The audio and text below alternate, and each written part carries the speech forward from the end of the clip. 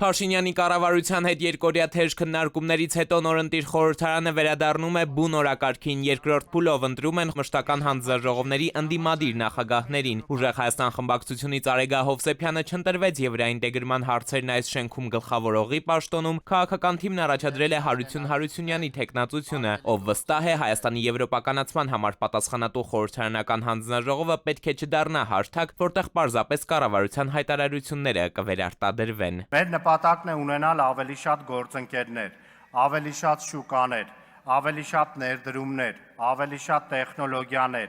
ավելի շատ ֆինանսական եւ տնտեսական հնարավորություններ, բայց ավելի շատ գործընկերություններ պետք է նշանակեն ավելի շատ հնարավորություններ Հայաստանի համար, ոչ թե նոր կախվածություններ։ Թեպետ իշխանականները մշտապես մեղավորության սլաքներ են թեքում ուժեղ Հայաստանի կողմը, այսպես ասած ռուսամետ լինելու համար, ընդդիմադիր քաղաքական ուժից եվրաինտեգրման հարցերի մշտական հանձնաժողովի նախագահի թեկնածու առաջադրված Հարությունյանն ասում է, իրենք շահագրգռված են Եվրոպական միության հետ առավելագույն խորը հարաբերություններ ունենալու հարցում։ Բայց այդ հարաբերությունների զարգացումը չենք դիտարկում երրորդ պետությունների դեմ ուղղված քաղաքականության գործիք։ Մենք չպետք է եվրոպական ուղղությունը զարգացնենք որևէ մեկի դեմ։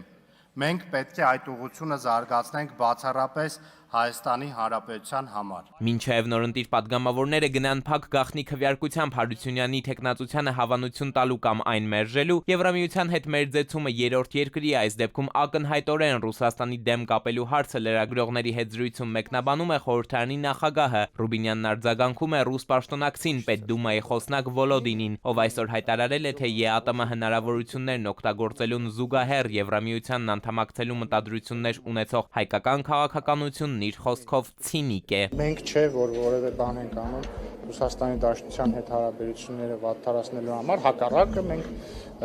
ամեն ինչ արել ենք եւ շարունակում ենք անել նորմալ բարիդրացիական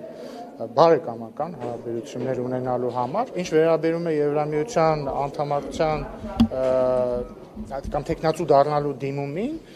հայտնի փաստ է, որ հենց ԵԱՏՄ գործընկերներն են մեզ ամեն ջանում, որպեսզի մենք դա անենք։ Խորհրդարանում եվրաինտեգրման հարցերի մշտական հանձնաժողովի նախագահի ընտրությանը հասնելուց մեկ շաբաթ անց քվոտայով ընդդիմությանը հասնող այս պաշտոնը թափուր այլևս չի մնա։ Քաղաքացիական պայմանագիրը բավարար չափ քվեներ տվեց Հարությունյանին, որպեսզի վերջինս գլխավորի հայկական եռագույնը եվրոպական աստղերին հասցնելու խորհրդարանական գործընթացները։ Շնորհավորում եմ։ Հերթում թափուր մնացած վերջին հանձնաժողովի նախագահի պաշտոնն է տարածքային կառավարման համար պատասխանատու։ Առաջին փուլում այս պաշտոնի համար առաջադրված Դավիթ Ղազինյանի թեկնածությունը ՔՊ-ն մերժեց։ Հիմա այս պաշտոնում ուժեղ Հայաստանն առաջադրում է Իրինա Յոլյանին, Գորիսի նախկին փոխհամայնքապետին, ով ըստ ՔՊ-ականների տեղեկությունների այդ պաշտոնից հրաժարվել է, քանի որ համայնքի ղեկավարը գործակցել է կառավարության հետ։ Իշխանականները հարցնում են, եթե այս դիրքորոշումն ունի, ինչպես է խորհրդարանի այն հանձնաժողովը ղեկավարելու, որը զբաղվում է հենց տեղական ինքնակառավարմանը վերաբերող օրենսդրությամբ։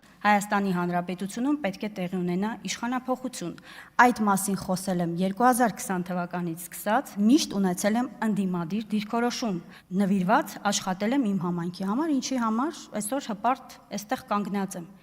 որ ինչ հնարավոր ներդրում կարող է անել իմ համայնքի զարգացման համար, ես դա արել եմ։ Իրինա Յոլյանի թեկնածության շուրջ բոլոր հարցերը պարզելուց հետո падգամավորները դարձյալ փակ քվեարկության կգնան։ Նորընտիր ազգային ժողովի օրակարգում կմնա միայն մեկ հարց՝ կառավարության կառուցվածքի վերաձևումը։ Էդուարդ Պողոսյան, ժամը լրատվական։